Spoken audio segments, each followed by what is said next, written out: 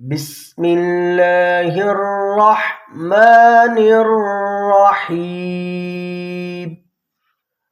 والفجر وليال عشر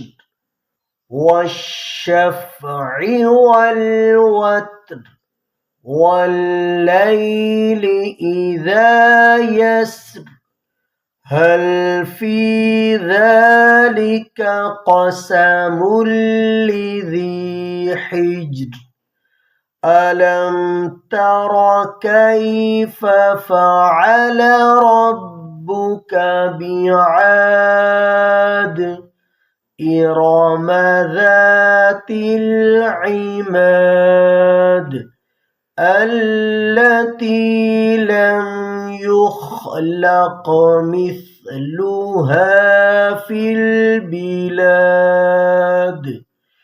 وثمود الذين جابوا الصخر بالواد وفرعون ذي الأوتاد